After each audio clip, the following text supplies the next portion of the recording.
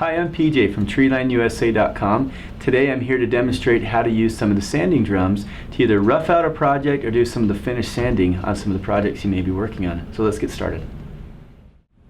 Okay, the sanding drums are available in two different sizes. We have the smaller size, which is about 1/2 inch diameter and 2 inches long, and there's also the 3/4 inch diameter and 3 inches long.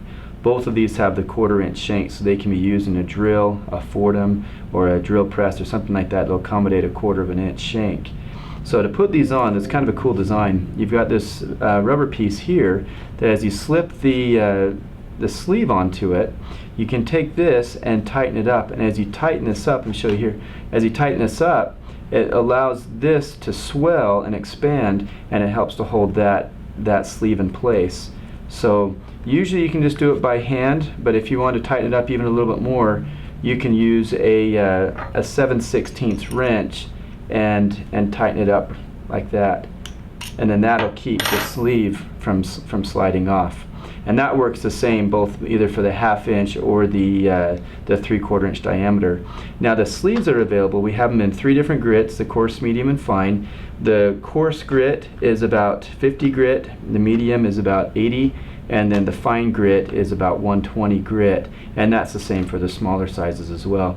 So what we'll do is let's get this put into a Foredom tool, get our safety equipment on, and I'll show you how this looks when we're working on a little project. Okay, now that we've got our proper safety equipment on, let's go ahead and get started. What we've done here is we've roughed out a large spoon, and there's a lot of heavy ridges on here and a lot of sanding that needs to be done. But with the drum sander, I can go through here and quickly sand and do some of the final shaping of this project, again without creating a lot more divots and grooves into it.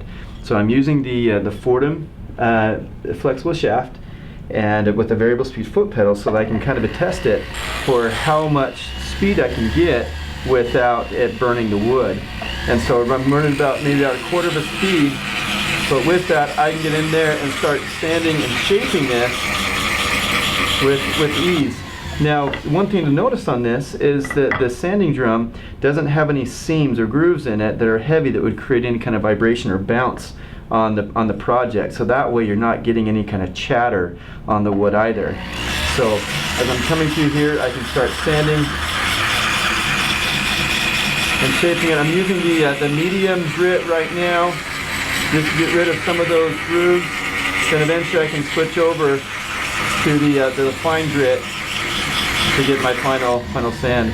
But right through there I'm able to sand that already.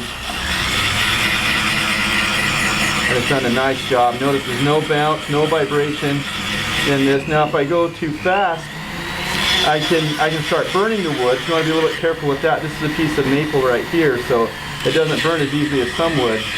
But usually about somewhere in the neighborhood of about 8 to 10,000 RPM is what you're looking for these sanding drums. But anyway, that made quick work of this small area right through here. So that's how we use those sanding drums. Thanks for taking time to watch this video. Just to recap really quickly, the sanding drums are available in 2 different sizes. We've got the 1/2 inch by 2 inch, and also the 3/4 inch by 3 inch, and they're available in 3 different grits: the coarse, medium, fine, 50 grit, 80 grit, and 120 grit. But there's a quick and easy way to be able to sand some of your projects, whether you're roughing out or doing some of your final shaping.